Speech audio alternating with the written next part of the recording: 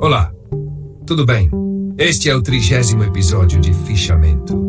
Bem-vindos a mais um episódio do nosso podcast. Hoje vamos mergulhar em uma discussão sobre o livro El Polímata, uma história cultural desde Leonardo da Vinci hasta Susan Sontag, escrito por Peter Burke. A obra nos propõe uma jornada fascinante através da figura do polímata, o indivíduo que domina múltiplas áreas do conhecimento, e como essa figura evoluiu ao longo da história, desde a antiguidade até os dias atuais. Para começarmos, é importante entendermos o conceito de polímata. Muitas vezes associamos essa palavra a pessoas que têm muitos talentos ou conhecimentos em diferentes áreas, mas Burke vai além dessa visão superficial. Ele nos provoca a pensar no polímata como alguém que não apenas conhece, mas que consegue integrar saberes de diversas disciplinas, criando novas conexões e formas de pensar.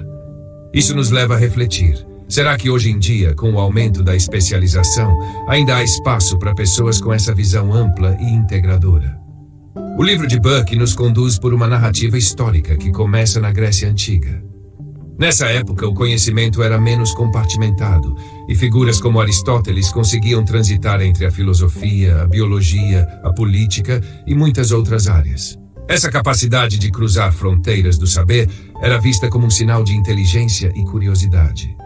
No entanto, ao longo dos séculos, especialmente a partir do século XIX, o avanço da ciência e a criação de novas disciplinas começaram a moldar um mundo em que a especialização se tornou dominante.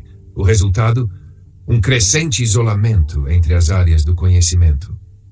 Burke argumenta que o mundo contemporâneo se construiu sobre o princípio da especialização, especialmente a partir da Revolução Industrial. Com o desenvolvimento tecnológico e o aumento da complexidade dos problemas que a sociedade enfrentava, a divisão do trabalho intelectual se intensificou. As universidades, por exemplo, tornaram-se lugares onde o saber foi compartimentado em departamentos cada vez mais específicos. Essa compartimentação foi essencial para o desenvolvimento de áreas como a medicina, a engenharia e as ciências exatas. No entanto, algo se perdeu nesse processo. Burke nos faz pensar: ao nos aprofundarmos em detalhes cada vez mais específicos, será que não estamos perdendo a visão do todo? E aqui surge uma das grandes questões que Burke nos apresenta. Qual é o papel do polímata nesse cenário?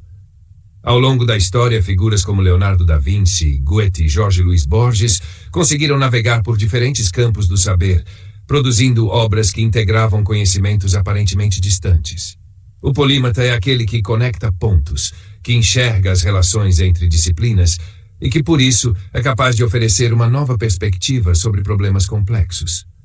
Essa capacidade de transitar entre áreas diferentes é o que torna o polímata tão valioso, especialmente em tempos de fragmentação do conhecimento. Agora olhemos para o Renascimento, uma das eras mais ricas em termos de polimatismo. Nesse período, havia uma valorização do que chamamos de homem universal, alguém que não apenas dominava diversas áreas do conhecimento, mas que também buscava unir a teoria à prática. Leonardo da Vinci, talvez o mais famoso dos polímatas, era um exemplo claro disso. Ele não apenas pintava, mas também projetava máquinas, estudava o corpo humano, explorava a engenharia militar e refletia sobre os princípios da natureza. Sua curiosidade era insaciável, e seu conhecimento abrangia tanto a ciência quanto a arte, demonstrando que essas áreas não precisavam estar separadas, mas podiam se complementar. O polímata do Renascimento era alguém que enxergava a unidade do saber.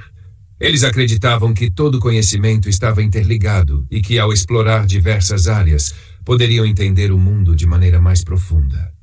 Burke nos lembra que esse espírito de curiosidade universal foi um dos motores que impulsionou os avanços intelectuais da época. No entanto, à medida que o tempo passou, a figura do polímata começou a ser questionada. No século XVIII, por exemplo, já havia críticas àqueles que tentavam saber de tudo, com muitos os acusando de superficialidade.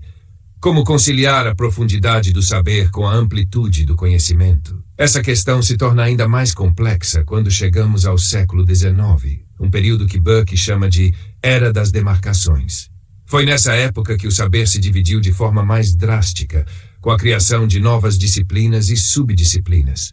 As universidades e instituições científicas passaram a valorizar cada vez mais a especialização, o que, sem dúvida, trouxe grandes avanços em campos específicos. No entanto, essa fragmentação também criou barreiras. O diálogo entre diferentes áreas do saber se tornou mais difícil, e a figura do polímata, que transita por várias disciplinas, começou a ser vista com desconfiança. Burke aponta para a crise do saber que essa fragmentação causou. A sobrecarga de informações e a impossibilidade de dominar todas as áreas do conhecimento criaram um cenário em que o saber se tornou cada vez mais compartimentado. E isso nos leva a uma questão crucial. Será que ainda há espaço para o polímata no mundo de hoje? Burke sugere que sim, mas nos provoca a pensar sobre as condições necessárias para que isso aconteça. Uma das reflexões mais profundas do livro está relacionada à interdisciplinaridade.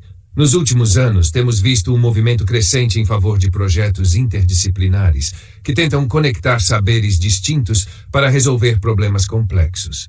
No entanto, Burke nos alerta que, para que a interdisciplinaridade seja eficaz, é preciso mais do que juntar especialistas de áreas diferentes em um mesmo projeto. O verdadeiro polímata é aquele que consegue integrar esses saberes de forma orgânica, enxergando as conexões entre eles e criando algo novo a partir dessas interações. E esse é um dos maiores desafios que enfrentamos hoje. Como podemos cultivar esse espírito de polimatismo em um mundo que valoriza tanto a especialização? Será que nossas instituições de ensino estão preparadas para formar polímatas? Burke acredita que é possível, mas nos convida a repensar o modelo atual de educação. Ele sugere que precisamos de mais flexibilidade nas universidades, mais diálogo entre disciplinas e mais espaço para curiosidade ampla. Ao longo do livro, Burke também discute a ideia do polímata como alguém que não apenas acumula conhecimentos, mas que também é capaz de sintetizá-los de maneira inovadora. Ele fala sobre os polímatas em série, como Joseph Needham, que começaram suas carreiras em uma área e depois migraram para outra, sem abandonar a primeira. Esse tipo de transição mostra que o polímata não está preso a um campo específico, mas é movido pela curiosidade e pela necessidade de encontrar respostas para questões complexas.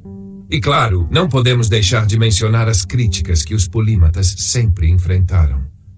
Desde a Grécia Antiga, figuras como Hipias, o sofista, foram acusadas de superficialidade.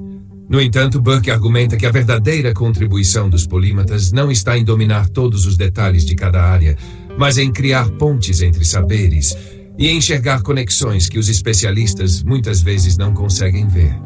É justamente essa capacidade de fazer sínteses inovadoras que torna o polímata tão importante. Ao final, Burke nos deixa com uma provocação. Estamos prontos para o retorno dos polímatas? Em um mundo cada vez mais fragmentado, talvez o polímata seja justamente a figura de que mais precisamos.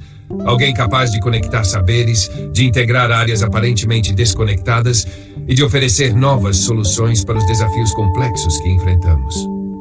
Chegamos ao fim de mais um episódio do Fichamento.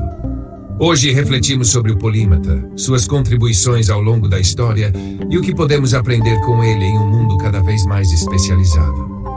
Se você gostou do episódio, compartilhe com outras pessoas.